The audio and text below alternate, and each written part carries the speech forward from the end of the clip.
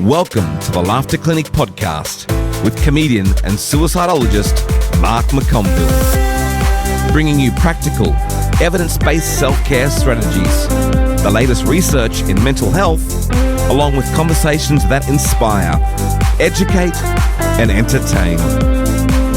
This is the Laughter Clinic podcast with your host, Mark McConville.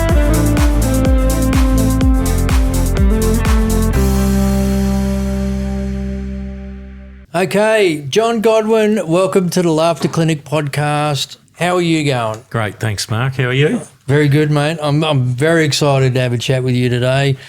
Founder and CEO of Inspiring Brighter Futures Foundation. We met, probably halfway through last year when That's right. I was fortunate enough to come and do a laughter clinic for you guys and just fell in love with everything that your organisation does, mate. So we're going to talk all things Inspiring Brighter Futures today. Yeah, that was a great night that you hosted on our behalf. It was good fun, mate. What a great bunch of people. So very appreciative of your time, mate, coming Thank in you. today. So before we get into that, we start all our conversations centred around the saying laughter is the best medicine, right? Here's a saying that has been around for over 3,000 years, dates back to biblical times, and now we have modern day research supporting not only the physical benefits of laughter, but the psychological benefits of using your sense of humour as a coping mechanism and building resilience. So when you hear the term laughter is the best medicine, what does that conjure up for you? Yeah, it's both prevention, and we hear a lot about more need for preventative medicine. Yeah. And it's also a treatment. So constantly laughing actually sets us off on a pathway to actually releasing all our barriers and just being back to our very primal self. And then you see it at eulogies, and I was at an 18-year-old's funeral last week, and some of the stories that brought around a great sense of humour, and I might share one of those later, actually released the stress from what can be a very traumatic, distressing time. Oh, funerals are horrible at any time, but at the funeral of a young person is incredibly tragic as well, isn't it? And there's a road there. But we use, from your session that you ran with us and our mentors and facilitators, every Monday when we meet, someone different has to come up with a comedy section or a comedy or a story that they think's funny and share it with the team. And the effect that has on the culture, the effect that has on the following conversations, and the build-up in trust, because people are being vulnerable, sharing what makes them laugh, and then when they see other people laugh and enjoy it, that actually gives them a sense of belief, engagement, belonging, trust. Wow. And then from that, we're able to have some really objective conversations on how we can focus on our purpose, and that's to inspire brighter futures, to move people's lives onwards and upwards. Mate, that's incredible. So this has come about since I came and did a laughter clinic for you guys that night. You set off a whole series of ideas. That's fantastic. I love that. And we want to transfer that into the school programs. I mean, for kids to share decent humour, I mean, there's lots of humour out there where you're putting someone down. Yeah. And that's not real humour, that's a put down. But where they're sharing good, fun humour with others, it builds up that relationship that takes them from that vulnerable, will they like this, will they not like that, which is actually the human condition, do they like me, do they not like me, to actually feeling appreciated and having that connection. It's really important, I think, for the mentor and the student or the graduate to experience. Wow, that's the whole aspect of it I wouldn't have considered. But the fact that you guys took that stuff on board, and I suppose that's and out from the laughter library that I was talking about, and sharing laughter with all your friends and all that sort of gear, and so the next week you kick that off. So Monday mornings is the laugh fest. I look forward to it. That's how you start your weeks. That's fantastic. I love that. Yeah. So has there been any pushback from any of the people going, I don't know if Well, yeah, well, look, we've probably got a fruit salad of a team, and so all different personality types which makes it important for a really strong culture. Yeah. And there's always people that are reticent, thinking, "Oh, I'm not sure if my dry humour will come across." And I haven't come across a bad skit yet. That's awesome. Yeah. So who's the funniest, do you reckon? Who's got the best sense of humour, do you reckon? Oh, they're all funny. They're all funny. Someone brought David Strassman out last Monday, and that was hilarious. Yeah, awesome. With Teddy. The Teddy, the ventriloquist guy. Yeah, the clean version. Yeah, well, that's it. In the workplace, you've got to be very mindful of that sort of stuff. Mate, it means a lot to me, the fact that you guys took that stuff on board, and because I had such a wonderful night doing the Laughter Clinic for you guys and all your mentors and all that sort of stuff, which we're going to talk about very shortly. So I appreciate the invite, obviously, firstly, to come and do the Laughter Clinic for you guys, but the fact that you've taken it on board and it's really helped your organisation, it really means a lot, mate. I'm Thank you. Very grateful for that. So people that are listening, you've got a background in teaching and now you've got the organisation which is all about mentoring. If there were people listening, you might have one thing that you could share with people that you want them to take away from a conversation for the young people in their life, the adolescents, juveniles, whatever, what would you want people to know about trying to mentor a young person? Yeah, look, it's funny, it came up in a conversation with, and I don't like name dropping, but I need to share this in the context of what I'm doing. Right. So a former federal treasurer, and I was lucky to have a small dinner with him. This is probably 6-7 years ago. And I was sitting amongst 10 other, and they were all high-flying businessmen. So I was representing a foundation, a very small one in Queensland. And he asked me the question, what is the cause of disadvantage in our world? Okay. And I said, it's a lack of love. I said, it's not a lack of money. Yeah, it's a lack of love for self, yeah, and the ability then, once you love yourself, to be able to love other. Yeah, that's pretty insightful, mate. So if we were to touch everyone's hearts and get them to love themselves in order to love other, or even start off at the very simple, be kind to self so you can be kind to other. Yeah, wow. And how was that received?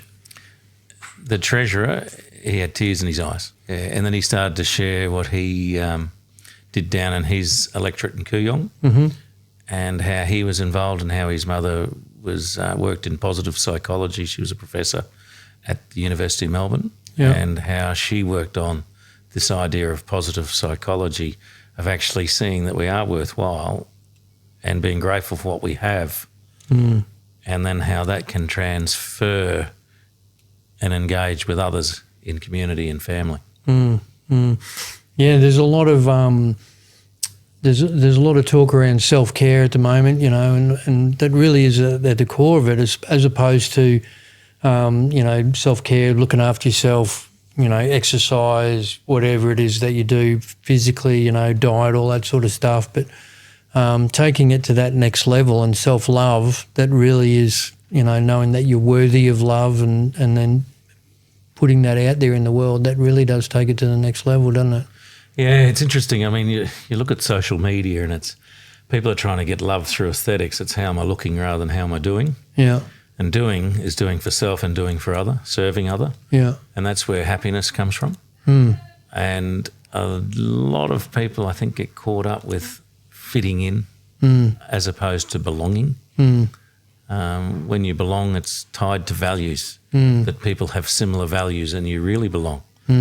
And we find that's funny. Mentors who are from totally different walks of life, working with some of the young people and older people, they haven't got anything in common apart from being present in that moment and then actually going on a journey to identify which other's values are and how they're so aligned in many cases. Yeah, right. Yeah. Yeah, there's a real need for that belonging at the moment. Like of all, so we started this podcast in August last year, and you get the stats of how many downloads each episode has had and that sort of stuff. And the one episode that has stood out a big amount as opposed to like downloads has been an episode called I think it's belonging and connectedness, the hidden mental health benefits of sport. And culture, music. Yeah, you know, Yeah. and like the jersey, you know, I talk about at the time the jersey effect, you know, like if you've got it, you're supporting your football team and you walk down the street and you see someone coming the other way and they've got the same jersey as what you know, you don't know this person, but all of a sudden you feel connected to that person and to something bigger. Or even if they have a jersey of one of your oppositions, but it's the same code, you still feel that connection to something bigger. That's right. You know? Yep. And music, yeah, like you said, music, go to a concert and, you know, 50,000 people all jumping up and down in the same place. Yeah. There's an interesting road to that, and it is that connection that people find. And when we find that the students or the participants and the mentors are going through and identifying values, they're actually forming their own code of belonging. Yeah, right. And that is at a really deep level, and it actually creates trust. Yeah. And so I suppose the sporting clubs having the jersey, well, if it's the Broncos stand for a certain set of values. Yeah. Of which we're all normal. There's been challenges to those over the years. Yeah. But that's where that connectedness is. Yeah. And that's really important. Yeah. Yeah. I went to visit my uncle. He's in his 100th year and he's in an aged care facility. And there was a figure, it might have been about 10 years ago on The Australian, where 40% of people in aged care do not get a visitor in a 12-month period. No way. So we Really? call that the forgotten generation or the misbelonged Wow. generation. Sad, isn't it? Isn't that a sad indictment? Where you can't take time to go and visit No. an uncle, an aunt, a You know? grandparent, Yeah. parent Yeah. in a Yeah. 12-month period. Yeah. Well, having been through that a couple of times with my parents, having to be in a position to have them in those homes, you know, like it's we felt an obligation to try and get, you know, at least one family member had to try and contact them. We didn't go more than 2 days without someone contacting, being in there. You know, it was, you know, before my mum passed away, she had vascular dementia, and you know, we got a really nice place on the Broadwater down on the Gold Coast, and you know, go in there, put her in a wheelchair, wheel her out across the road. We'd be sitting at the beach, and Mum would sit there and she'd go, "Wow, you know, like I'm going to retire. I'm going to move here. Would I retire?" You know? Yeah. And I'd spin around and I go, "Well, in actual fact, you live there." You know, I do. We're talking about some bad ends, but my father-in-law died last year, and we said to our 4 boys that the biggest fear for someone who's dying, they need to know that they're loved and that they're not alone. Yeah. And if you can help them feel loved and not alone by just being there, you'll help that person go through the next gate. Yeah. Wow, 100, a centenarian in the family. That's pretty cool. Eh? So, like, you look back and you think, what the stuff that he's lived through is just incredible. Yeah. He was telling us that his father had an office overlooking Sydney Harbour, and he was there the day they put the bolt, when they joined both sides of the Sydney Harbour with the bridge. Wow, what a moment. What a moment in Australian history. Yeah, and he said he was there and they watched the animals being taken through the Sydney Harbour to Taronga Park Zoo. And they were setting up Taronga Park Zoo. We watched them on the barges. Wow. Yeah. All these things you don't take into consideration. He's lived through it. Yeah. Wow. We heard them about 6 or 7 times in that 2-hour sitting. But did he, has he ever written it all down? He has. Yeah, he's written the history. Lovely, that's great. Not sure of those stories, but he's written the history of the family, and he's a good man. Wow, that's fantastic. Talking about good men, you are a good man, mate. Every now and again. So I'm dying to hear the story about how you go from, you know, corporate executive to school teacher, and now CEO and founder of Inspiring Brighter Futures Foundation. Was there a moment, like obviously, going from corporate to teaching, maybe that, career change, whatever, but to go from teaching to actually starting an organisation which is focused on mentoring and helping disadvantaged youth, was there, what inspired that? Was there a moment that something happened and you went, as a society we need to do better, there's a gap and I need to try and fill it? Yeah, it's funny. So I was teaching. I started teaching about 1991 at a school in Brisbane, all-boys school in Brisbane, and I got sick of telling 12-year-old boys how to behave. I felt like I was a bit of a hypocrite. Right. And I thought there's got to be a better way. I've got to be a better way where they take charge of what they do.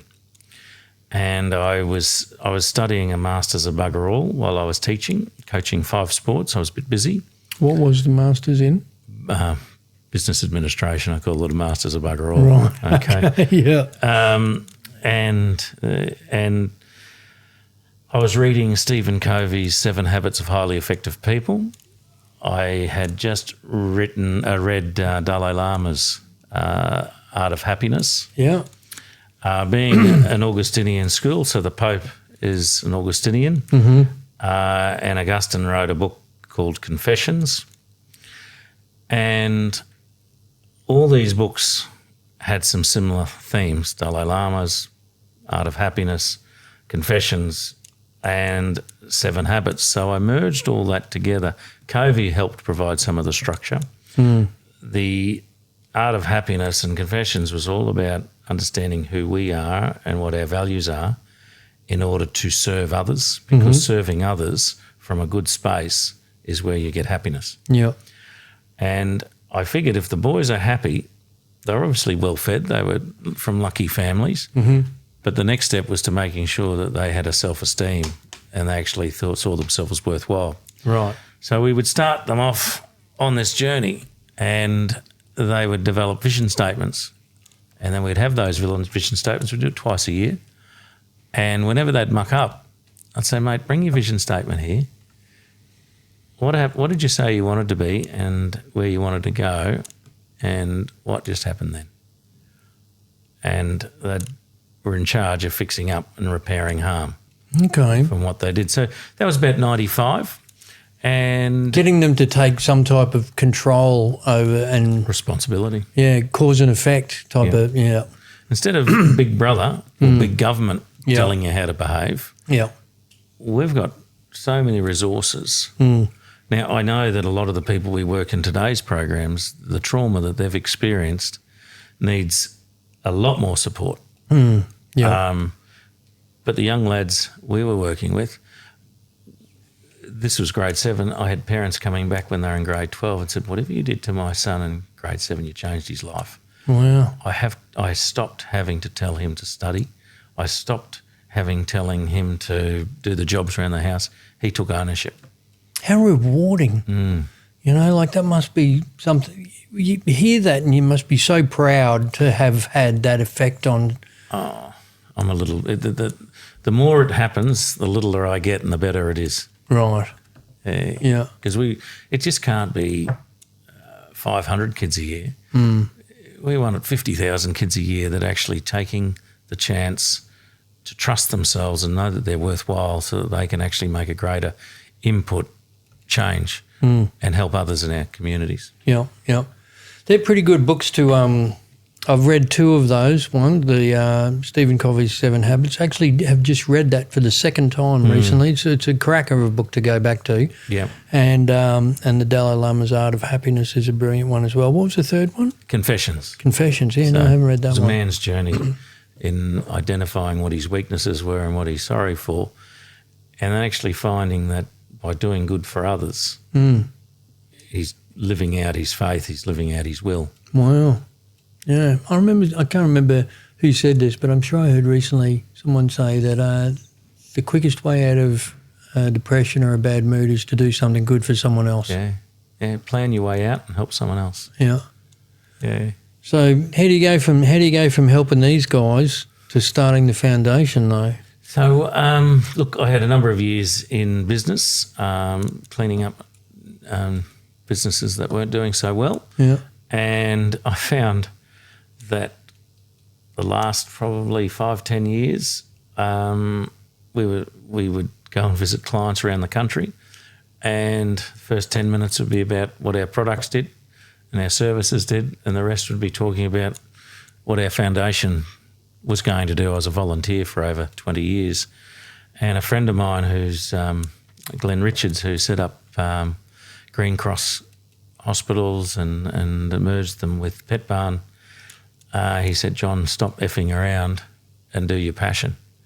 And so he supported me to really work full time in inspiring brighter futures. Yeah. And we're lucky enough. I think there's 603 volunteer mentors around Queensland. 600. With Wow. 12 more. Jodie's working with another 12, so 615 active volunteer mentors. That's amazing. That is amazing. And so, foundation as it is now, was that your vision back then, to have, mentors and be trained in a certain? I know you've got your Onward and Upward program, which I'll get you to tell us about what that looks like. So look, as it evolved, we had Alethea Beatson, who I taught with at Villanova. Alethea's Artie's niece, and a great girl. She works out of Sydney now, with doing the First Nations content for Spotify.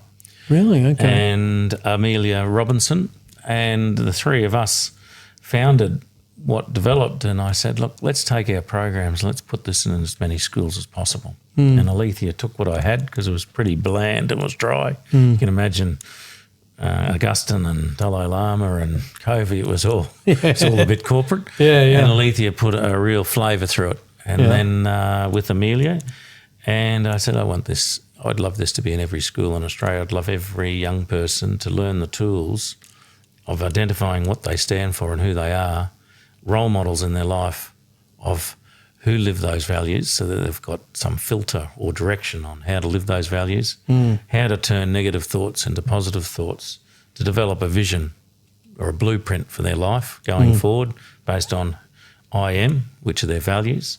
I want to be regarded as, which are role models or people that they look up to in their life of how they'd like to see them in a number of years' time. Yeah.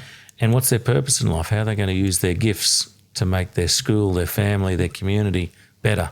Yeah, right. For their gifts. Yeah. And then how to set goals to achieve their values, but how to act them. So we talk about SMART goals, but the best way we find to develop and deliver a SMART goal is to answer the questions why.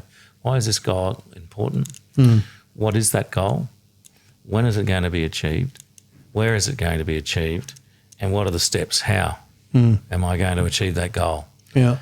And then we love to celebrate, but what happens if things fall over? So what have you got to do to bounce back? Yeah. Let's go back to goal setting. Yeah, right. And I remember doing a cricket coaching course, and Phil Chauncey spoke. So Phil does a bit of work with sports people, and he was talking about when he was just a general clinician, and when people would ring him and say, I'm going to end my life, he'd say, I want you to do me a favour. I'm coming around to see you, but I want you to write a plan on how you're getting yourself out of this spot into a happier spot. And when he would get there, they were happy if they'd done their plan. And so the planning our way, but based on from the value that our values are good values. Now, we work with ex-offenders. We work with kids who are from very successful families. We work with leaders in business. We work with, and even the mentors do this from all angles. We work with domestic violence survivors. There are 5 values that come up every time, and that is gratitude or appreciation, that is respect, that is love, that is family or belonging. So those 5 come up every time in predominant numbers. Yeah. Now, if that is the blueprint, if that is the code, and we call values the source code of our soul, we're born with them. Now, yes, there might be some sociopaths, but deep down, our source code is one of good. Yeah. And when we actually realise that if we live our lives to our values, and yes, that doesn't matter it doesn't mean we don't make mistakes. It means that we are good to the core. We've just got a bug fix. Yeah. So our source code's good, but our operating system's got a bug. Yeah. So let's identify the bug. Yeah. There's a great saying, love the sinner, hate the sin, or love the sinner, dislike the sin. Okay? And we've got to learn to love ourselves, but when we stuff up, we don't need to shame ourselves. Yeah. We just need to say, well, that was a bug, I'm going to fix it, and I'm going to repair the harm. Yeah. Yeah. Yeah. So, okay, we'll go on to because those values that you're talking about, the 5, is this form the foundation of your 7 core values for inspiring brighter futures? So I got to tell you, when I was looking through these, it did not surprise me because I learnt about these recently when I was, doing a little bit of background for having you on as a guest. And then as I went through these 7 core values, not one of them surprised me, having met yourself and your team that night. That's good to know. So act with love, search for truth, beautiful, love that one. Share hope, which is so incredibly important in today's society because so many people are feeling a lack of hope. So that is a really big one. Live in community, which is another one that I'm so supportive of because, community engagement is everything. Create belonging, what we spoke about before, giving respect and being compassionate. Every single one of those is like it's a very competent. They are. I've got written here powerful. It is a powerful framework. Oh, look, we're very. I mean, these aren't unique to ourselves. But we broke them up into 2 groups. So the first 4, act with love. So we thought rather than just write love, how do you bring the value of love? So again, people can write their values and that's how am I looking? But how am I doing is acting with them. So love is an action word. So act with love, search for truth. So the truth is a journey we're all on. And we can have many, many dry gullies in which we think, we'll find happiness. And you look at the evolution as we grow up. Yeah. At some it might be when you're 18. Truth, at the pub. No, it's a constant search within. Yeah. Share hope. And that's what we try and do with the programs. Let's plan our way and share hope based on our vision statements as we set goals, based on our values to deliver our vision. And live in community. So we're all different. And we've got to love the sinner, dislike the sin. We've got to love the people within our community. And that's created by creating belonging. So those 4 are lived out by creating a sense of belonging. Yeah. By giving respect and being compassionate. Yeah. Yeah. Yeah, it's beautiful, mate. So where do these core values sit in? Let's talk about the Onward and Upward, the 8-week program. What does that look like? How does someone come to be in the program to start with as a recipient of your services? Yeah. So it's interesting. The mentors get out as much out of it as the participants. So they come to us in a couple of different ways. So we work largely with schools because we talk about a village and the care that schools we work with, and we can see that in the principals because the principals attend the programs.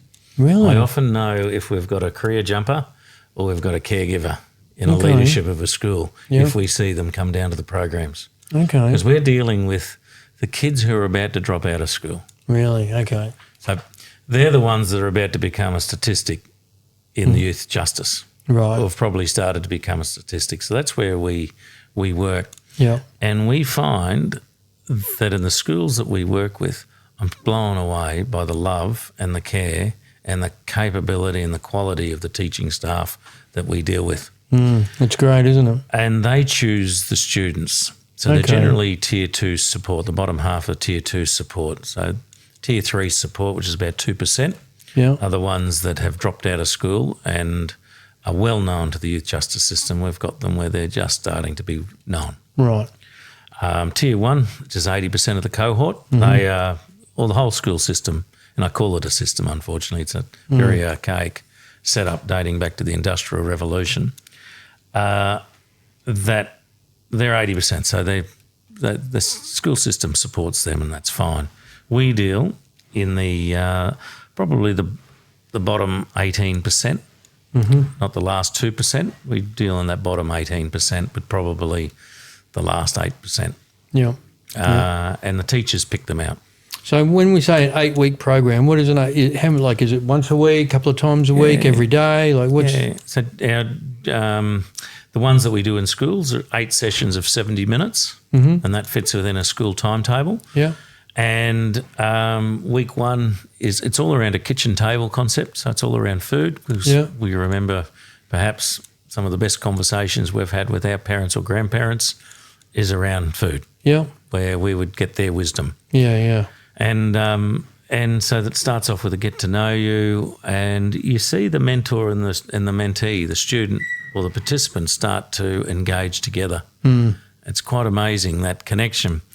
And then week 2 or session 2, we work on what are your values, and there's a series of activities, hands-on activities, which actually bring that out. But I have never come across a young person that hasn't been able to at least list 2 or 3 values. Yeah, right. But there's activities which draw that out. Yeah. And the mentors, actually, for some of them, it's the first time they've ever actually thought about their values. Really? Yeah. And then we talk about role models, people in your life. So one of my role models is Neil Danaher. Now, I've never met him. Yeah. But we gave our sons The Power of Choice, a book, which is very similar to what we do in the program. Yeah. And I say, he's my role model, and I show, if I'm facilitating the session, why he's my role model, because he says you've got the choice to do the right thing in life. You've got the responsibility to transcend whatever trauma and difficulty you have to become the best person. You don't have to be your past. You can actually live your future. Yeah. And but they might have some which is pretty powerful. That in itself is pretty powerful, because you know, a lot of it comes down to risk as well, you know, because change is risk, you know, and we live in a society now where we're all being told about mitigate your risk and reduce your risk and reduce, you know, all of that sort of stuff. But so we sometimes forget that risk is necessary, and risk is being able to manage risk and weigh up a risk and still move forward. That's where real growth happens. That's it. And it comes back to a story I'll share about with Tim Franklin later is be comfortable with being uncomfortable. Yeah. Yeah. And so by identifying role models that have their values, look, we had one young lad had to go back to his great-grandfather to actually find a role model in his family. Wow. Which is really,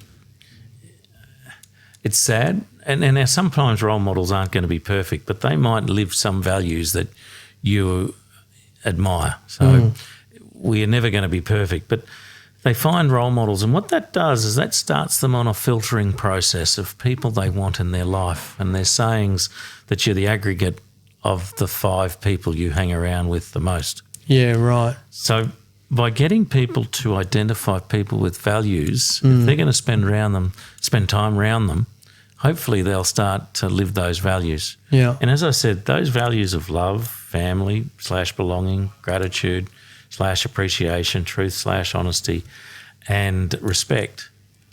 If you can find people in your life that has those values, you're going to have a pretty happy life. Yeah, that's right. And not nice friends, kind friends. So nice friends don't tell you you've got a booger in your nose.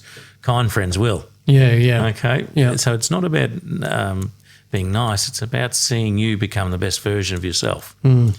And so once they've identified that, we then move into the third session, which deals with how to deal with automatic negative thoughts and turn them into positive thoughts. And again, we have activities and situations that the mentor and the mentee can work through. And the mentors will tell, this is how I deal with a negative thought. Ash Barty's a great example about the imposter syndrome. Yeah. And we show them videos of people who have all these negative labels on themselves, but only 3 people put a negative label on themselves, but they had hundreds on them, because we have a tendency to put ourselves down constantly. In the 50 to 70,000 thoughts that we all have in a day, we only remember a small portion of those, and generally 90% of those thoughts are the same ones we had last week. Yeah, right. But until we actually realise that those thoughts are not real, we make them real. So we've got a choice to make our negative ones real or our positive ones real. And as soon as we start identifying, we've got a choice on what thoughts we attach our emotions to, we can actually start to feel better, believe better, act better. Yeah. So we're in control of how we think, believe, feel, act. And once you feel that, it starts a snowball of positive behaviour, positive thinking and positive contributions to community and family and school. I take it as you go, getting them to do all this, I take it journaling and getting them to actually write this stuff down as opposed to just sitting there thinking, Very much so. And I suppose, for want of a better term, I suppose some of them may see it as homework or whatever, but this is really life-changing stuff. So that real journaling aspect of this, isn't there? Well, I was there was a school down in Logan, and the principal and the deputy thought, we'll come and check these guys out. And they came down, first day, of the group of 10, 7 of the students in year 8 had a parent or parent incarcerated in jail. Wow. These kids in the normal classroom would be running around on the desks, flipping them, swearing at the teacher, not doing as they were told, not going to class. They came down to the room. The kids were not only talking to their mentor, they were writing in their activity book, which is a journal, and eating calmly the food that was around the table. That was in 2 weeks. Wow, that's pretty amazing. So that's the effect of love. The vulnerability of a young person needing wisdom from a mentor who wants to pass on that wisdom. Those young people, I was blown away. But we see that week in, week out. We see that with our gifted mentors, and they're the best mentors we have are ones that think that they're not good mentors. Yeah, right. Because the humility of just sitting and being, not being paid, with a young person, and they think, wow, they're doing this for me. They're giving their time for me. Yeah, it's pretty powerful, isn't it? To support the wonderful work of the teachers and the leaders of that school. It makes a real impact. So many things I want to unpack there. Okay, but before we get to the impact, the school and the mentors, what does it look like on week 8 in the last session? Because, I imagine that might be a bit emotional for some of the participants, knowing that their program has come to an end, and they've spent the last 8 weeks, really connecting with this person. Yeah. So what does the last session look like? It's also emotional for the mentor. Oh, I bet, because absolutely. They've formed a relationship. So what's it look like? I'll give you a story. A young girl, grade 8 again. For the first 6 weeks on her activity journal book, she wrote her name as ugly. Right. Okay. And we say it's not a should on your course. So we don't say you should be doing this, should be doing that. If they don't want to be there, they don't have to be there. 8 out of 10 complete the course. Yeah. And so ugly was her name for the first 6 weeks. Week 7, she wrote her name properly. Crossed out ugly, wrote her name. Week 7, she started using her mentor's name. Week 8, the school teachers and leaders had never seen this. The young girl got up and read her vision statement. They'd never seen her speak out aloud. And in this room were her mentors and key people, role models from each of the students' lives. And we did that around a graduation meal. And it was a high tea if it's all girls. Actually, we did a high tea for all boys the other week too, or a barbecue. But this was around a high tea. Yeah. And she got out and read her vision statement. Wow. The next term, when we had an alumni, she came and brought her friend to the facilitator and said, my friend could really benefit from this program. Isn't that incredible? So that's what it looks like. Yeah, that's what it looks like. That's great. And do you is there some type of follow up with after the program? Yeah. So I was in Townsville before Christmas at graduation of some Year 12 students that we started the program 3 years ago when they were in grade 10. Yeah. And I said to them, if you girls and boys graduate, I'm coming to your graduation. The great majority, I don't know the percentages, graduated, and we had breakfast together the days leading up, and they started sharing the jobs or apprenticeships they'd lined up. Wow. Now, they did not expect much of this cohort to graduate. The boys that I was talking to you about that had a number, 7 out of 10 had parents incarcerated, they did not expect these grade 8 boys to make grade 10. Really? 5 graduated grade 12, another 2 had apprenticeships. Isn't that amazing? Yeah. Yeah, it was, I got to tell you, I was very interested when I was looking on your website because, when you hear about people mentoring youth, you might think of, people struggling at school and doing this sort of stuff. But, when I was looking at the list of the most vulnerable people that you can work with, at risk, disengaged students, long-term unemployed youth, like you said, survivors of domestic violence or possibly sexual abuse, ex-offenders, youth that suffer from mental health issues and mental ill health. It's a real broad spectrum of people that you're connecting with in that age range. It must be challenging to you're talking before about building trust, right? When these people these young people may be like, I don't want to talk to another adult. I don't want to do another program. Like that must be a challenge. Yeah, it is. And look, we've had a proportion of young people that haven't opened up until. Look, I just shared that story. Her name was Ugly until week 6. Yeah. Didn't use her mentor's name till week 7. Yeah. And then blossomed. We've walked into some really, really tough groups and they couldn't think of someone who would be a role model. And that's where the mentor works gently with them because it's their journey. So a lot of schooling is about a systematic outcome that the principals and the schools get rated on. So they get rated on NAPLAN results. They get rated on ATAR results. They get rated on school enrolment.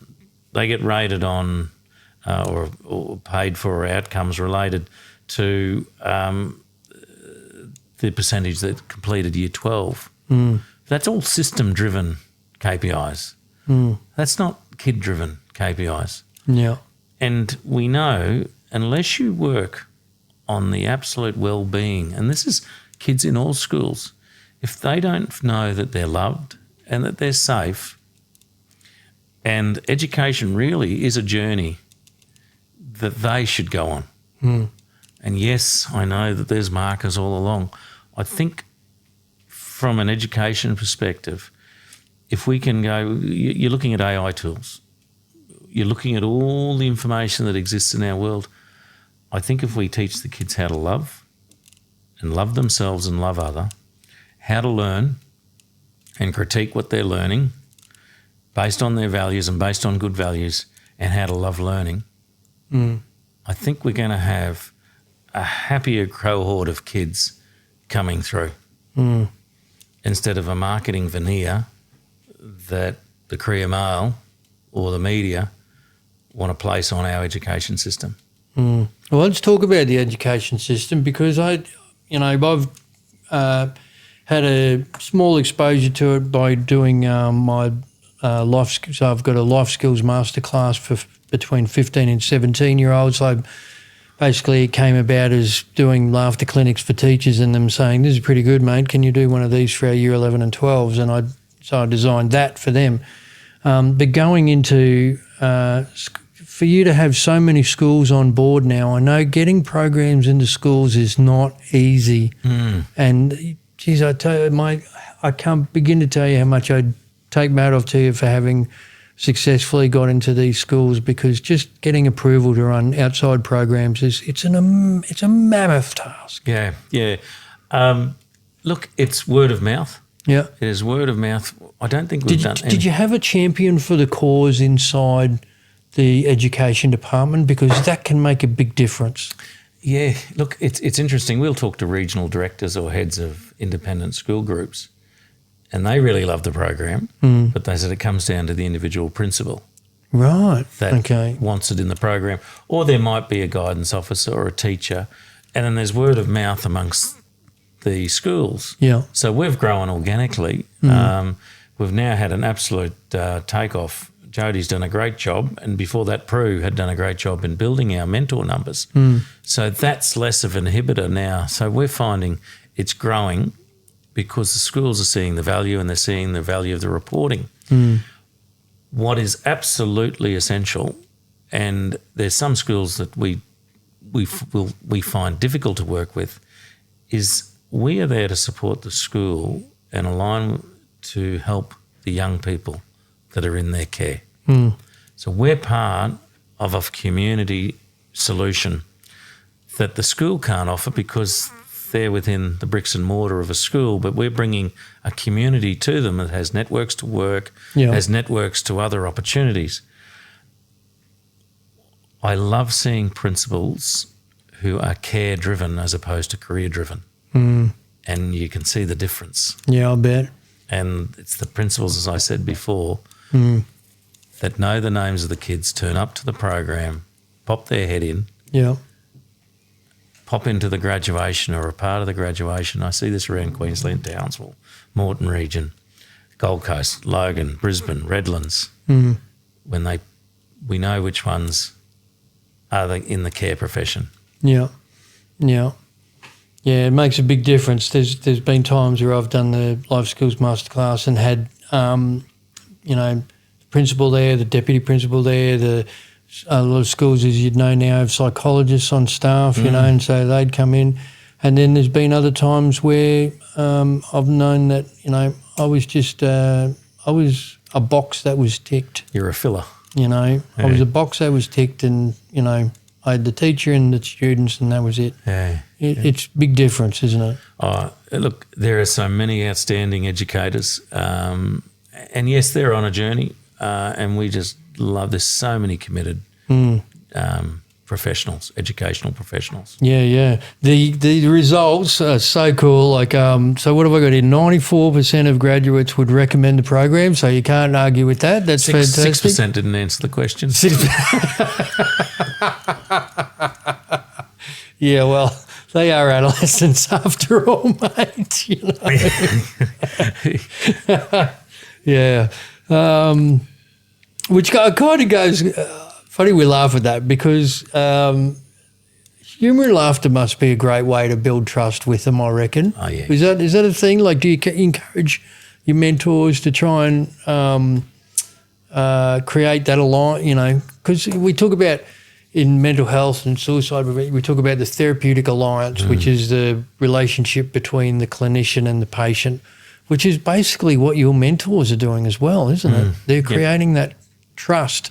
And we know in mental health that people that are treatment compliant are more likely to be treatment compliant if they trust the person that they're there with. Yep. And you don't trust someone who you don't feel comfortable with and have a relationship with, So, and I'm an advocate for using humour and laughter as a way of building that relationship. Look, I'm lucky. I make sure that I facilitate at least one program a term, and the importance of that is that you stay close to the delivery of your purpose. I don't like sitting behind a desk. That's not me. Yeah.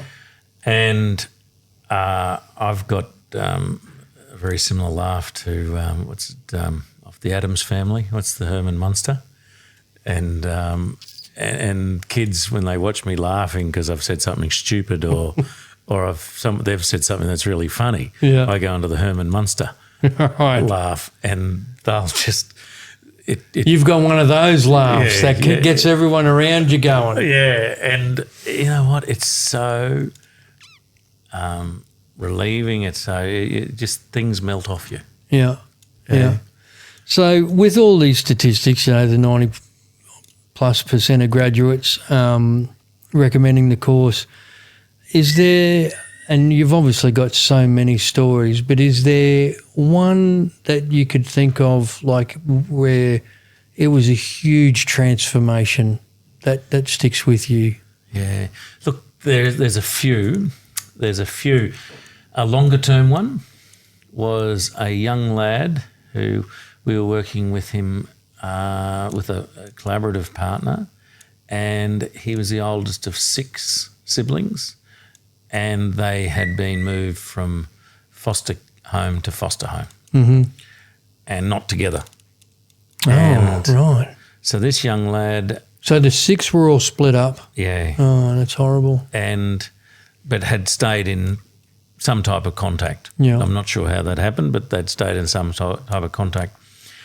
Anyway, we took him through the program, and it was a pre-employment program.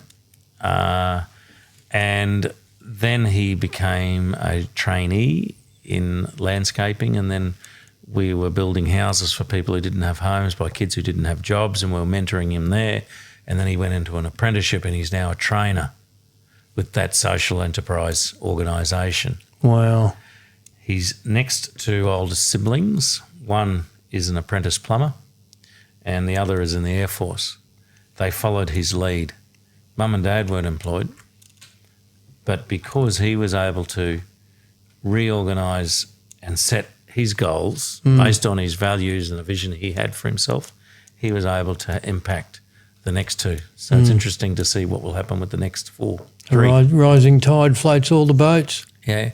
We've had young kids come into the classroom rocking in their seats with their headphones on, refusing to engage with their mentor.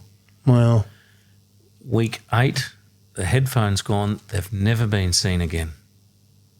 And these young people have engaged with the school community. The principal of one of the schools said, in all my 30-odd years of teaching, I've never seen this. That's amazing. So the impact, and I know the mentor is actually my brother in one case. He is laid back. We've got dress rules generally, and the dress rules are a collared shirt, tailored trousers and covered shoes. He turns up in a T-shirt and stubbies and thongs.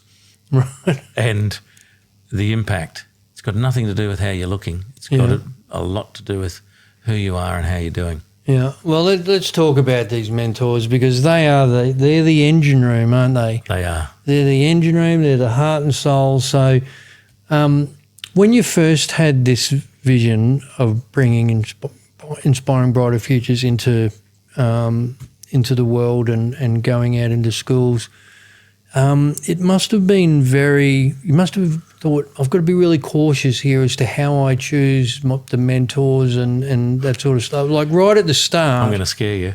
Okay. No, I'm joking. Like that, like obviously there's a selection process, and like I was talking to Jody about, they're like induction and stuff that sort of stuff that they do and all that sort of gear. So, what do you look for? What do you look for in these people? People who use their ears to their mouth in proportion. Right. So 2 ears, 1 mouth. Yep. Actually, look, we've got raging extroverts and we've got raging introverts who are mentors and facilitators. If they're there for the right reason and that is aligned with our values and our purpose, to get people to see that they are loved and they're worth loving and that they can make a difference with their gifts in our society. If that's why they're there, then it doesn't matter what your personality type is. How do you match them? Like that to me sounds like that would be a challenge to match the mentor with, like, because for all intents and purposes, it might be have all the best intentions at heart, and it's just they don't click, whereas, two people might click. Yeah. It's in some cases the teachers will say, look, we need a male mentor or we need a female mentor for this particular person, or the employment service providers that we work with will make a suggestion. What happens in that first week is there's a series of activities where it actually becomes really obvious. It's amazing how nature works, where people are drawn to each other, and you watch the conversations, and then that's how they're matched. And then week 2, they might start off continue in small groups, and then you see the evolution of the matching. And then the second half of week 2 and week 3, they're with their mentor one-on-one working through the program. Wow. And the mentors themselves, like you said, get so much out of it. Oh yeah. I can't begin to imagine what some of these people. So, do you encourage mentors that have their own children? Like, is there an ideal, There's no scenario? idea. Just someone that shares the purpose and the values. Yeah. And is there for other, not there for themselves. But one of our mentors is Andrew Slack, and he said, Johnny, I get more out of this than the program. Andrew Slack, why do I know that name? Is he media? Is he media? Yeah, Channel 9, and also played a little bit of rugby. Yeah. And he said, I get more out of this. But that's a common call. So actually we find our programs not only help the 1,000 young people and participants that'll do the program this year, it helps the 615 mentors that will mentor this year. It'll be more than that. But that is the value. It's just not a one-way stream. It's a village engagement. So what does the process of becoming a mentor look like? If someone rang up and said, look, I'm interested in being a mentor, what's the journey look like to go from that phone call to them actually sitting down with a young person? So we have weekly induction sessions where they get to listen and learn more about the program. We do a lot on safeguarding. That is so important to make sure that the mentor is confident in our processes, and we've got a safeguarding committee that has a lot of expertise in delivering and making sure that not only Is this from like a mental health point of view? Yeah, mental health, but also identifying all the various risks that may pop up and how to work through it. And we have very clear processes. We work in conjunction with the school to make sure that the young person is loved and that there's no secrets. There's no secrets because if that young person's at risk at any way or they're about to cause risk to others, steps are put in place to show love and protection for that young person as opposed to think they can't share. So we're very strong on that safeguarding, but it's done in a way that's practical and supportive of them, so it's not scary. We've got online programs where they get to do the program before, and we take them through the program and step by step. Then we match them with a more experienced mentor when they go into a program, but it's amazing because the program's really structured and that there's a structure there. The beautiful part's the mentors. So the program's the trunk, but it's the mentors, which is the branches, the leaves, the flowers, and they work through it in a way that is the young person's journey, and they're not just, but they are doing a really important part of supporting them on that journey. So when you've got the like you were saying, the support systems in place, has there been instances over the years where you've had one of your participants and the mentors had to come and go, look, this young person needs some professional help outside of the scope of what I can offer. what happens? What happens from that moment onwards? So that's where we work with the school, and the school's aware of that, and we have relationships with outside psychology organisations. However, that's where we fit in. We're not psychologists. We offer things that a psychologist and a caseworker can't do through a proper mentor relationship, which is a voluntary system. Yeah. And we can often hear and give insights to the school that are valuable to them and which help them help the young person. And what about support for the mentors themselves? Because I would imagine, it can be a lot to take in when they've got these best intentions of helping these young people, and then all of a sudden they find themselves listening to what could sometimes be horrific stories or circumstances, I suppose over the years, have you had people that have started out and then gone, no, in actual fact, this isn't for me. I thought I could do this and maybe I can't? Or Yeah, I think we've had about, and we've been going for a while, I think we've had 6 people where we've said you're not made for mentoring. Right, yeah. And we've probably... there's 3 that I know of that have said it's not for me, and other ones that have moved on. But you've got some support systems in place for the actual mentors themselves. So we do briefing sessions and debriefing sessions. Yeah. And then if there is a situation or an incident that gets reported on and there's clear reporting guidelines, they're going to get a call from at least 2 of 4 people to make sure that they're okay. Yeah, great. We've never had to go to the stage of bringing in psychologists to support them because there's the understanding that we're not counsellors. We're not going to solve this person's problem, but we're going to take them on a journey and allow key professionals where required to support that person on that next part of their journey. Yeah, yeah.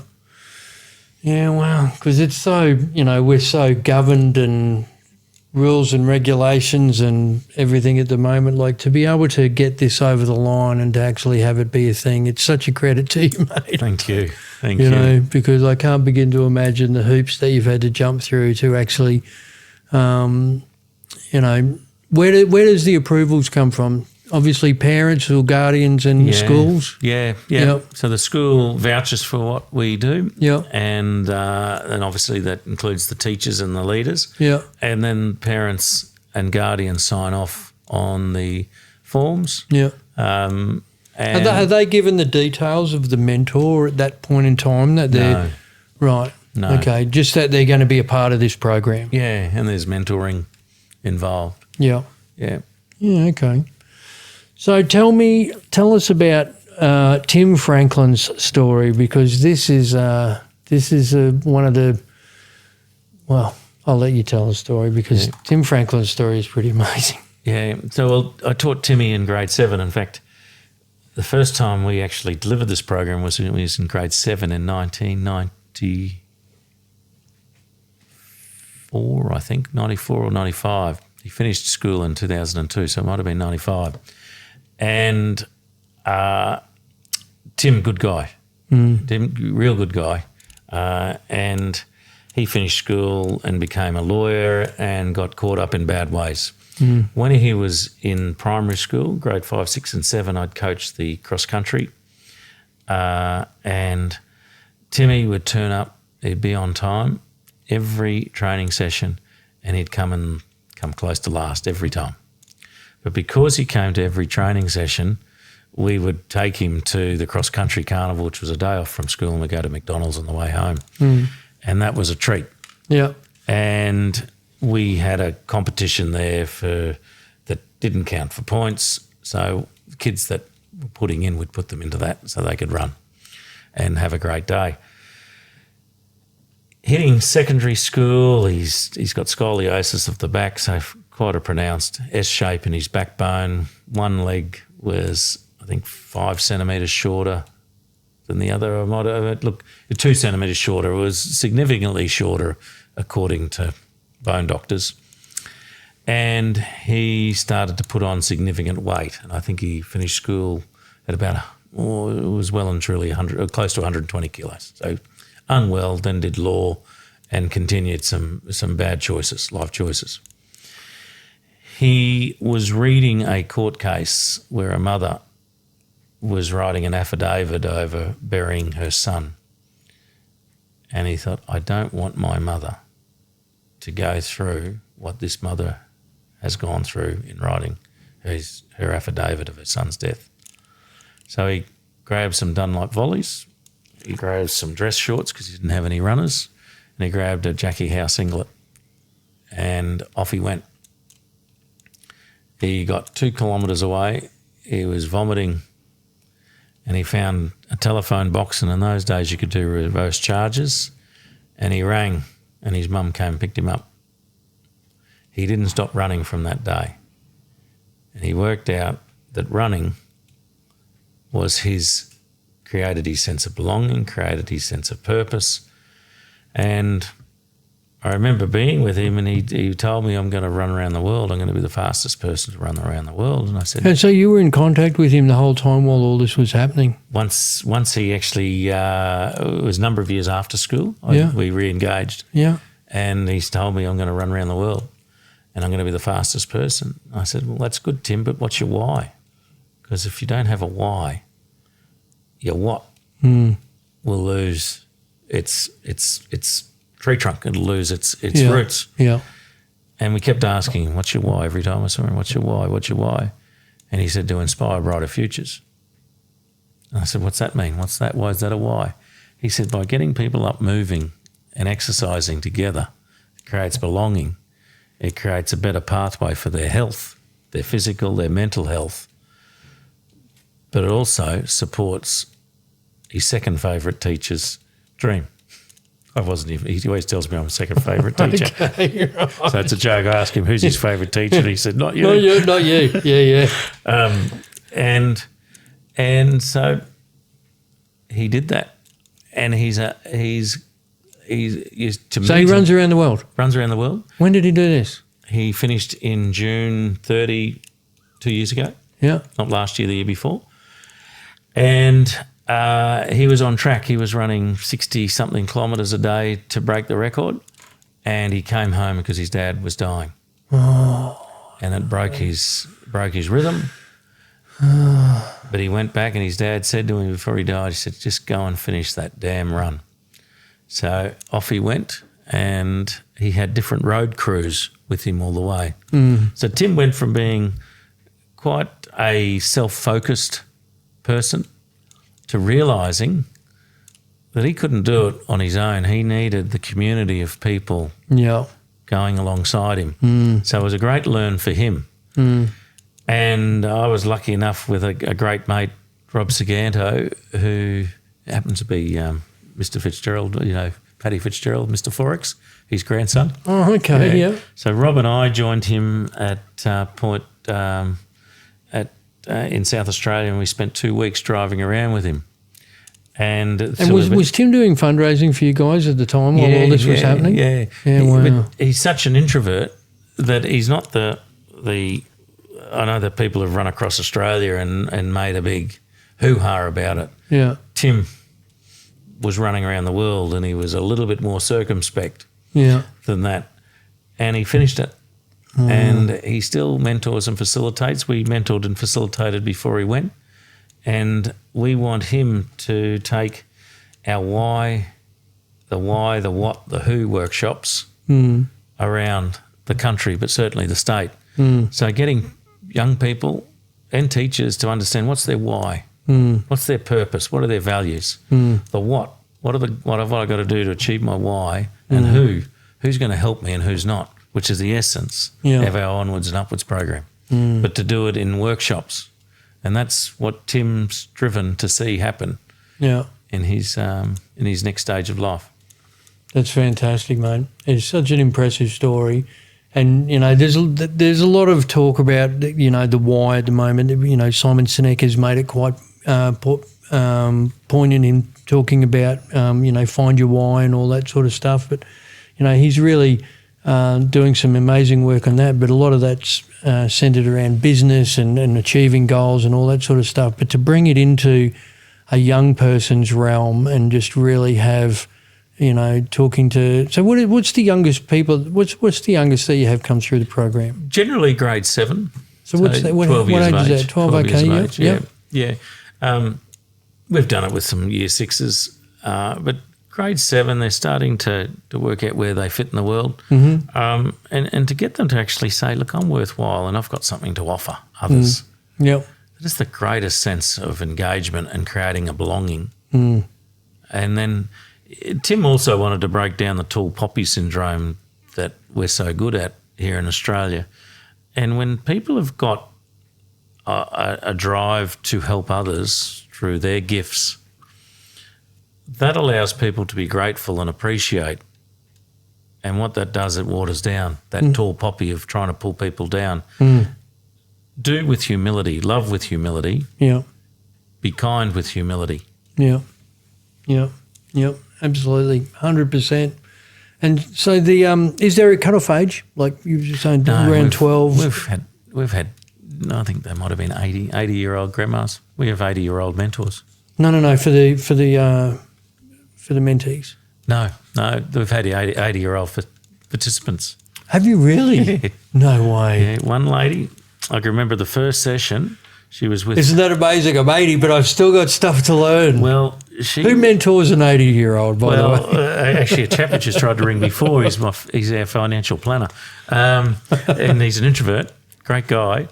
And I remember the first session, and she thought he was one of the participants in the program. And she was basically telling him, I'm not talking to you. Just be quiet. You just sit there on your... I'm not talking... I'm not here to listen to you. And he was the mentor. And this lady, she was so bitter. She had 2 sons. One was a well-known drug dealer in the area who'd ripped her off 30 grand from when her husband died, the father died. Oh, my God. And the other one was a professor at university and had 2 young kids. A lecturer at university had 2 young kids. Her poison and her hate for her son, which is really a hard thing for a mother to do to her own, had consumed her relationship with everyone else. By the end of the program, this lady who her daily plan was to work out which bus she was going to walk in front of, oh my God, had gone to, I'm going to be the best grandmother there is, and I'm going to forgive my son and write him a letter of forgiveness. Wow. It was transforming. How powerful is that? Yeah, she didn't look for buses after that.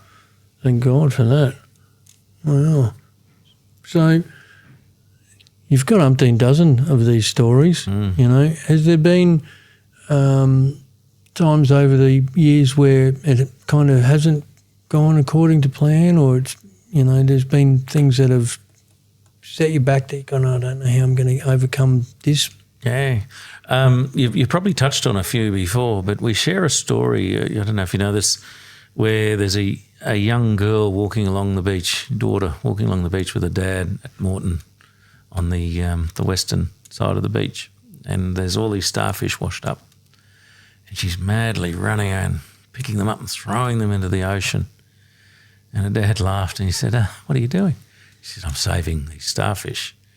He said, there's thousands of them, have a look. You're not going to make any difference to these starfish. She picks up one, she throws it in, she says, I made a difference to that one. Yeah. And that is what we focus on. Yeah. If we can help one person out of a group of 10, that's a win. Yeah. If we can get one domestic violence survivor to form a group of other ladies and walk with, or start on a financial planning to get themselves into a safer housing environment, or we can get one young girl to get her headphones off and actually start communicating and feeling secure at school, that's a win. If one young girl can cross out a name as ugly and write her beautiful name, that's a win. Yeah. If one young lad can talk and start to trust an adult mentor, that's a win. Yeah. And the flow-on effect of these in society, and it's like one of those things that, you'll never know. You'll never really know the true impact of how many lives that you've affected in a positive way because of that ripple effect. These people that you've, like that family, the guy that, and then his brothers end up going in the Air Force and all that sort of stuff, that ripple effect of, well, I've done this, I've turned my life around, I've, made a go of it. There's no reason why you can't too. And a lot of transformational, I wouldn't say all, but a lot of people that do find themselves having been on a big transformational journey, they do have a lot of wisdom to share with people, and I think it's great when they want to. They do want to share that coming from a voice of lived experience. Well, I've grew up on the wrong side of the tracks. I grew up in not an ideal environment and all that sort of stuff. And if I can do this, and this, and turn it around, if that instills like that hope that we were saying before about, that things can get better. Geez, the world needs more of that at the moment. And there's a number of our participants that have become mentors and now paid facilitators. Isn't that to deliver our amazing? programs. Yeah, fantastic. Yeah. Well, you're not going to get a better testimonial for the program than someone that goes, I want to come back and now deliver it. Oh yeah, and be part of it. Yeah. How rewarding that must be when they do that. Oh, it's a circle of life. Isn't that incredible? Circle, yeah. We do get frustrated with bureaucracy and government. Oh yeah. That can be quite painful, and again they're risk adverse. It's how am I going? Will this get me to lose my job? Yeah. I don't want to be the one to say yes. Yeah, and we sometimes find politics comes before good policy. Yeah. And so we watch this and we watch the evolution of different governments and different focuses. But again, we're in charge of what we do. Yeah. We know what we're doing is the right thing, and we keep delivering it because we know the results are there. Yeah. We don't have NAPLAN and ATAR that we report to. We have 13 areas that we see these young people and pre-employment people go through, and they change their lives. Yeah. And that's a lot more. The government's not a great financial supporter with the new government here in Queensland. They're not a great financial supporter of what we do. But we're lucky that we keep delivering our programs, and more people and private supporters get on board and say, well, let's stop waiting for the government to do good policy. Let's deliver it now. So you're getting support from the private sector. Yeah. Yeah, fantastic. That's wonderful, isn't it? Yeah. And it's, and you look at so many people out there in society that are doing amazing work like yourself, and it's the private sector that really does a lot of the heavy lifting when it comes to making sure that these programs stick around. Yeah. We do communities work, and if there's ever a day that we don't do it well, then the community makes that call. If we rely on government to make that call, well, nothing would get done. I'm sorry. Yeah, no. Or not much would get done. Yeah. So if you had the old magic wand and, fast forward 10 years, what does the foundation look like in 10 years, and what sort of impact would you be wanting to have? We would love every young person in the country to do this program as they're going through schools. We'd love the schools to be driving it and bringing in local mentors, and those mentors and local communities that create jobs and provide job networks, taking those young people when they finish school into work. So for want of a better term, like a franchise, that each school has their own mentorship program designed by you guys, and this is the support, this is the framework, all that sort of stuff, and this is how you then outreach into the local community in relation to employment. And that's fantastic. So it's a journey right through. Yeah. But having multiple organisations that have mentoring capability working together. So it can't just be one. It's many tools. I mean, you can't build a house with a screwdriver. You need multiple tools. So seeing these young people go from prep through to year 13, which is leading into work, because work creates dignity, it creates belonging, it creates a purpose. Self-esteem. Yes, most Big one. definitely. Yeah. We also would love to see I was sitting down with 12 months ago, my nephew and his wife lost their son, and he lived for 12 days. Oh, my God. And at the eulogy, It's so sad.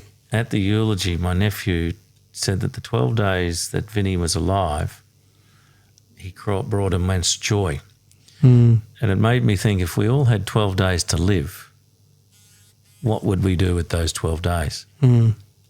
And wrote a little bit of a poem. And then Rachel was talking about once a year for a month, she gives up social media. And these are in their late 30s, early 40s. And I thought, when we started brainstorming and developed a concept, Offer Up October. In October, if we give 12 days of non-work and school time, we offer up 12 days of not using our digital appliances, whether it's for social media, whether it's for watching YouTube, or whether it's watching programs on your laptop, whether it's gambling. For 12 days, you can use it for school and work, but you don't use it for non-time. Yeah. And you offer up those 12 days, and the time you save, which is about 1.9 hours a day, you offer that time either for your own personal well-being, fitness, Self-development. or Yeah. you become a mentor, or you help the little old lady across the road who needs a lawn mown, or you read a book, Yeah. and you spend that time and offer it up for others. We would love that to be something that is like Clean Up Australia Day, but in October. 12 days. 12 days. Yeah, it's not very long, is It'll it? be a weekend, Yeah. 4 weekends, Yeah. and 4 afternoons through to night. Yeah. Amazing what it'll do for the brain, amazing what it'll do for the family and the community and the connections. Yeah. Yeah, absolutely. It's not teaching, and we want the funds raised to go towards putting more wellbeing programs in schools, Yeah. research into the best use of digital appliances. And That's a big one at the moment, isn't it? You know, because I've know a few teachers that we've got through the family and friends, and the phones and the technology is really, a lot of it's a battle. You know, a lot of it's behavioural stuff. You know, that's a real challenge, getting the phones out of their hands in schools. I can't believe, and that's the parents as well. Yeah, well, I can't believe that it's not a thing that, you know, when it's mandatory for the kids to hand in their phone when they get to school. Like this thing about, I need my phone to call my parents. What a load of crap that is. I mean, seriously, the school's got your parents' phone number. If something happens, they'll call your parents, you know, like I'm too old school in my way of thinking, but I'll tell you, you know, if it was up to me, I would not see phones in schools at all. You want to take it on the way to school and on the way home for safety purposes, not a problem at all. Yeah. But once you walk into that classroom, the phone gets locked away and you get it at 3:00 in the afternoon, and that's it. Yeah. You know, Yeah. and I can't believe that's not. Well, maybe it is because I don't watch the news really. Well, so I don't know if that's actually policy anywhere in Australia. Yeah, it's becoming mandatory. Certainly school policy that they're not allowed to have their phones. That was one thing we noticed with the programs when phones were in the classroom. They'd start off at the front and the desk, and the kids would be touching them. By 8 weeks, the phones had gone. Yeah, right. It was I don't know what the cause was. Yeah. But the phones, because we never said connection. This. Yeah. You know, they were discovering this, the art of conversation, and going, wow, this is pretty cool. Yeah. You know. Okay, so, you know, for people that are listening that have got young people in their lives, right, so whether they're a coach or they're a teacher or, you know, with their own kids or people that they know that have got kids, if there's 3 things that someone could do to kind of have a positive influence on the young people in their life in the next week, what do you reckon those 3 things would be? Let them know that they're loved. Yeah. Let them know that they're worth loving. Yeah. and get them to identify the why, the what, and the who's going to help me and who's not. Yeah, powerful. Yeah, who's going to help me and who's not? You've got to identify those, that's for certain. So before we wind this up, I'm interested to know, how do you keep going? How do I keep going? Yeah, how do you keep, because this is a big thing that you've got going on here, and I'm sure there's days that are more challenging than others, and you're hearing a lot of stories about, because it's one of those things that when you hear crimes against, children or the elderly or the disadvantaged, it makes it even worse, and hearing stories about youth being, sexually abused or the victims of domestic violence and that sort of stuff, it's you don't get into a position that you're in without having that empathetic gene and wanting to care for them and love them and do all that sort of stuff. How do you protect yourself from, not taking all of that on? And again, the starfish story. Yeah, the starfish story. But there's another story. When I was, we had an office in Sydney when I was in private enterprise, and down in Sydney, in North Sydney, is Mary MacKillop's chapel. And again, I'm not overly religious, but I do believe in faith. And family, faith and friends are my core. Faith is a big protective factor for your mental health, whatever that looks like for you. And it creates a pathway. And at Mary MacKillop's chapel in North Sydney, there's a saying, never walk past a need without doing something about it. And that resurrected me. And I was going through some really tough times in business. I'd been done over by some pretty poor behaviour of other business people, and I lost one of my core values of trust. And I was at a really low ebb in my life. And I read this saying that never walk past a need without doing something about it. And I remember when we were nursing my father at home when he was dying, and I was being a 21-year-old running off and doing all sorts of stuff but not staying at home. And he called me in and he said, John, why are you running away from me when I need you the most? Wow. And those words keep coming back to me. When I see a need, I can't run away from it. And it's healthier and happier to help as opposed to walk away. Yeah. So that's how. Yeah. Yeah. And it, like we say right at the start, what you get out of giving is, if you're feeling down or despondent or whatever, find a way to do something good for someone else and notice how that makes your state of mind change. It's a beautiful thing. So people want to get involved and help out the foundation and the work that you guys are doing, the amazing work that you guys are doing, and your supporters and your mentors. What are the different ways that people can help support Inspiring Brighter Futures? We have a program, Mates, Mentors and Momentum. So mates are people who say they can't work, or they can't mentor because they're time poor. They're working in jobs, they're travelling a bit. But their organisations might be able to help as a corporate partner, or they might be able to make a donation. Yeah. Or they might be able to be an enzyme or a raven to pass it on to others and say, hey, have a look at Inspiring Brighter Futures when they're at a conversation, a party or at work, when someone says, I want to learn how to mentor or I want to be a mentor. Because we teach people how to mentor. We teach corporates how to mentor others, and that's a really important part for a good culture in an organisation. Yeah. Mentors is sign up and become a mentor yourself. And momentum is that constant looking for ways to make a change in your community and seeing how Inspiring Brighter Futures can be part of that momentum change to making our world a better place.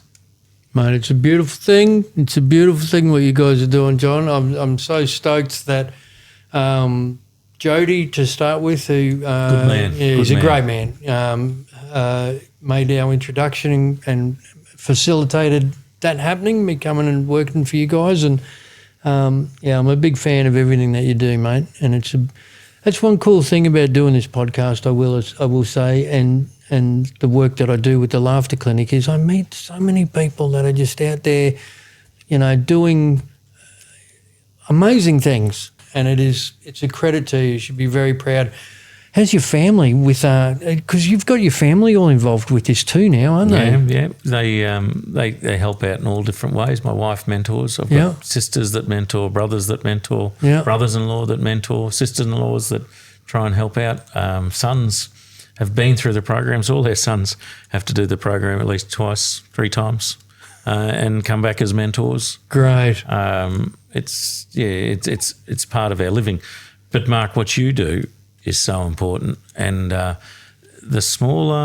more people that get involved, and I'm sure what you do and what we do, the smaller we become. But that's even better because there's lots more people making a difference. Oh yeah, and it fills your cup. It really does. It fills your cup, and like I was saying to someone the other day about the fact that you have it's purpose.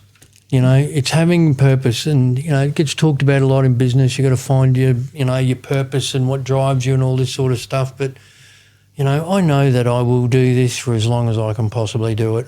I've met fantastic people like yourself, mate. Likewise. Hey, so we like to finish. Let's wind this up because I don't want to keep you all night. So we like to finish up the Laughter Clinic podcast with what we call the Feel Good 5.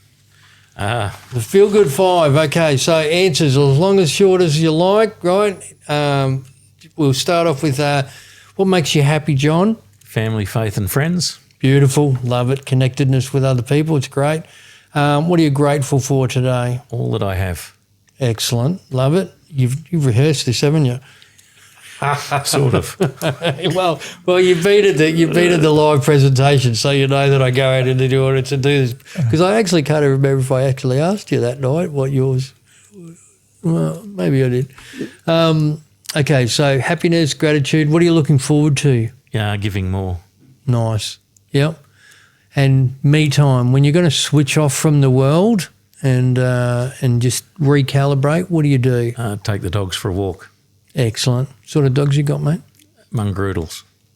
Mongroodles. Mongrels with poodle in them. So, I'm sure they're very happy to be described like that, by the way. They look like their father.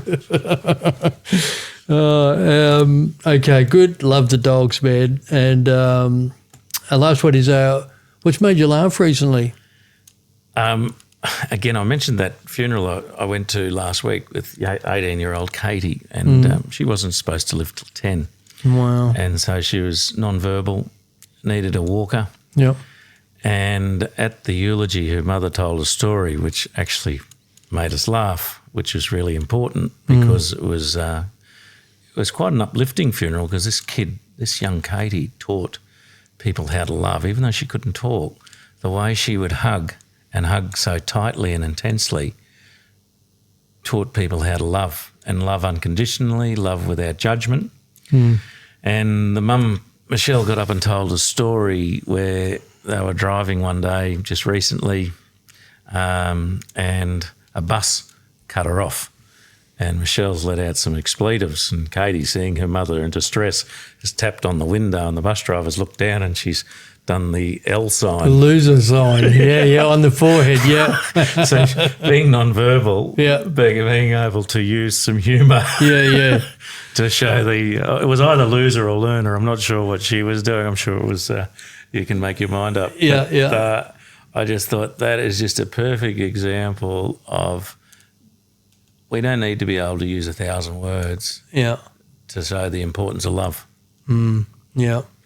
Yeah, and that in itself, the fact that when I asked you what's made you laugh recently, you went straight to what would normally be, what is a tragic event to attend, a funeral. Anyone that's been to a funeral knows how bad funerals are to go to. But it really highlights the power of humour.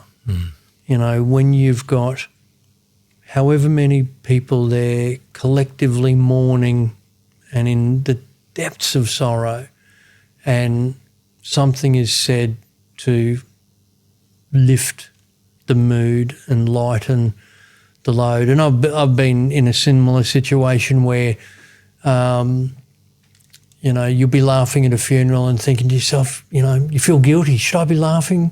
And it's like, no, this is good. It's healing. It's part of the circle of life. So I think it's. I'm happy for you that you were able to find that moment of joy in what would otherwise be a pretty dark day. You know? Yeah, that's cool, man. Well, John, thank you so much for your time, mate. I really appreciate you coming in. And I'm going to put links in the show notes to the Inspiring Brighter Futures Foundation website. Thank you. People want to get in touch, and all your contact details are on the website there. So that's the best way for people to find you, or social media, is there any of that sort of stuff? Yeah, so inspiringbrighterfutures.com, and there's obviously Facebook and Instagram that we have. And look, please, we love more and more friends. Yeah. There's no strangers, only friends who haven't met yet in our community. Yeah, beautiful. Love it. Thank you very much, mate. Thanks, Mark. Really appreciate your time coming in. And, we'll do this again one day, I reckon. Sounds good. All right, cheers. Sounds good. And as always, my friends listening at home, as we sign off, we'll see you next week. And please be kind to yourself and be kind to those around you. Cheers. Thank you for listening. The information contained in this podcast is for educational and entertainment purposes. It is not intended, nor should it ever replace advice received from a physician or mental health professional. Want more info? Visit thelaughterclinic.com.au. If you enjoyed the episode, please share and subscribe. Thanks again for listening to the Laughter Clinic podcast with your host, Mark McConville.